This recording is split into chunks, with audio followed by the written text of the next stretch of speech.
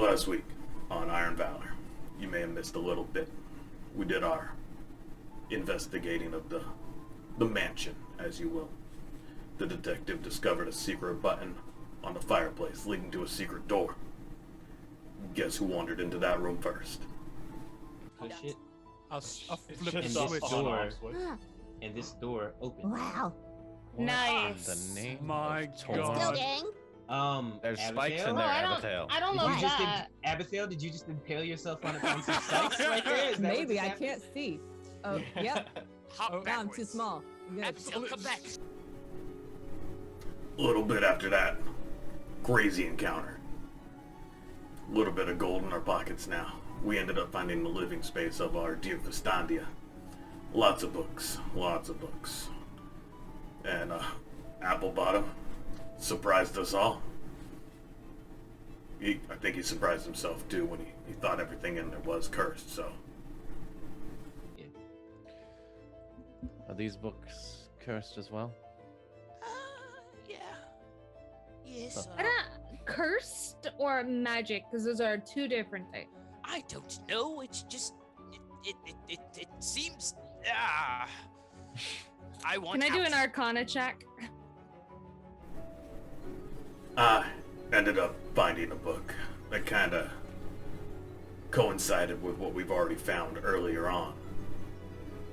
And the detective discovered some stuff too. We kind of had a nice little conversation and put a couple things together.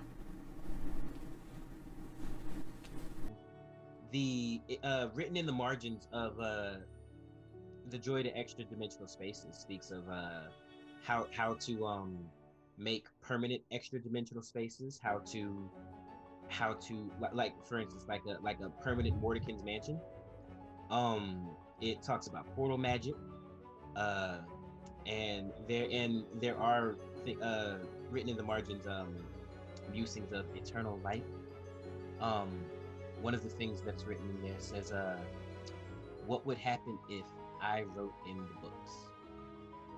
And one of the in one of the margins it just says over and over again, I don't want to die. I don't want to die. I don't want to die. I will not die. I will not. I don't want to die.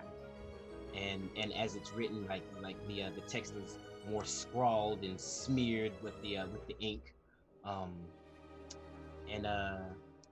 then in the very back of the Joy of Extra Dimensional Spaces in the margin, it says, it works.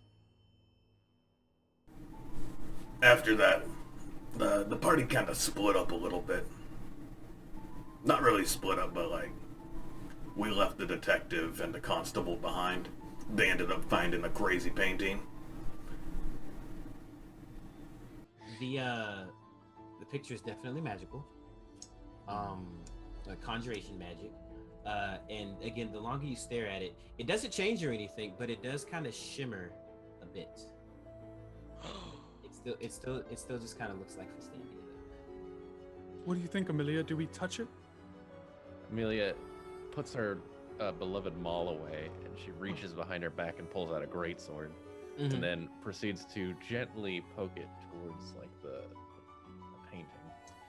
You take out the sword, prepared to completely desecrate this painting, as you've No, done no, with no, no, everything no. else in this That's house. not what I I said. think yeah, you know. And you point the sword at the painting, and you expect there to be resistance, but there is none. The painting goes directly through, or the sword goes directly through the painting. Mario World. While we were all exploring, jumping around, doing what we do, the constable and the detective were still like, apparently having a crazy battle. We didn't know anything about it, but apparently there was some crazy stuff going on in there. I message him. You message the imp. No. Hey, I message the constable. All right, and what do you say? Amelia, I already know you want to smash him, but he's slippery. We'll need to restrain him. You know what to do. Amelia simply nods. She could respond, but she doesn't need to. These two have been working together for years. Uh-huh. So Amelia's going to use her action and she's gonna call upon her channel divinity, and it's just like her eyes just focus in on this imp, and it feels a cold fear grip its heart, and he's Can I cast the jump spell on the constable and have this man leap?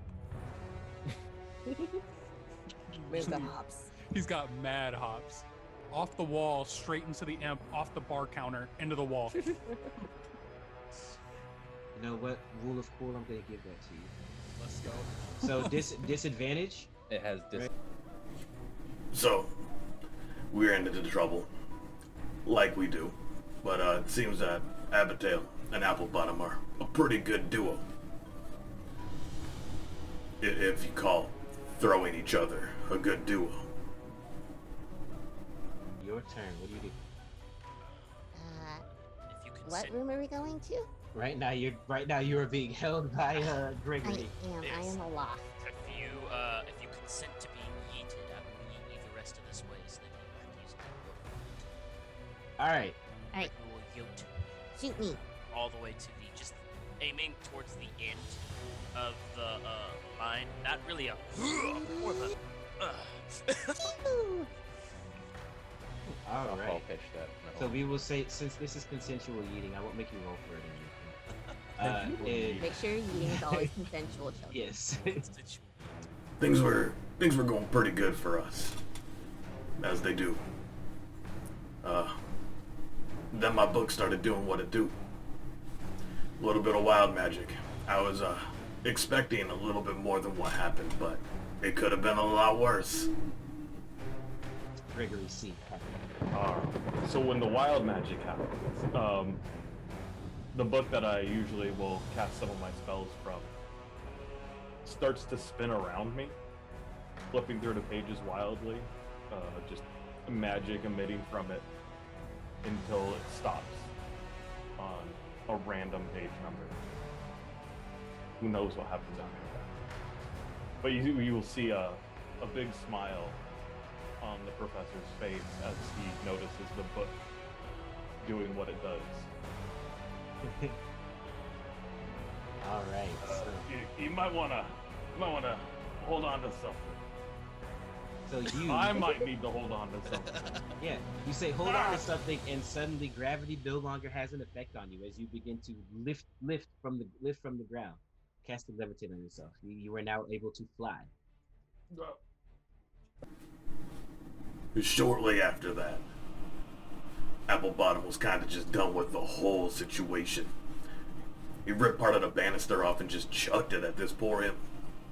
It was pretty brutal. Turns at this thing as he sees Elowen run forward. He's just gonna literally, like, without even taking his eyes off of it, reach down and just rip the banister piece off. And then he's just going to, like, bow up, and he's actually gonna do it like they do javelin. He's gonna run up 15 feet and just chuck it. And as it goes through, it actually goes through the tail first, and as the imp tries to grab onto its tail, its hand gets grabbed onto, gets hooked onto it, and it's up against the wall with its tail and hand, like right there, trying to get through. And as it gets, like, trying to get through, it's as it struggles, like the stick goes deeper and deeper into it, and it just rips off, and it just starts to bleed out on the ground. Oh my god. Yeah, Gregory's pissed. Did you turn this? Then guess who showed up again? Screamed at all of us. Festandia. She called us all trespassers, like we all wanted to be here of our own free will. And she looks up at all of you, standing on her balcony in her home. She goes, "Trespassers! Trespassers!" Just let us out and we'll leave. I told you we don't know how to get out. I mean, we just kind of walked right in. You didn't try very hard. The door was open. The door was open. Just woke up here.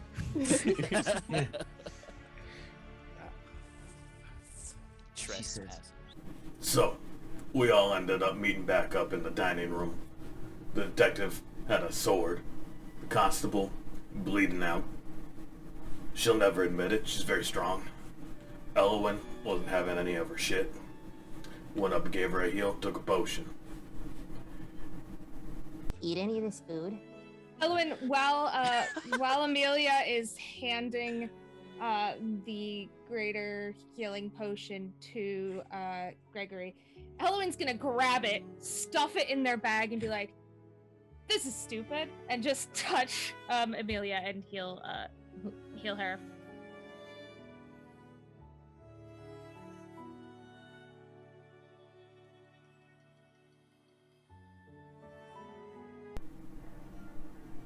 That's where we ended.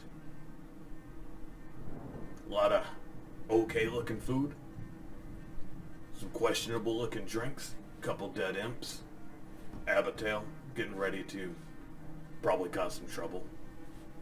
That's where we'll start on the next Iron Valor.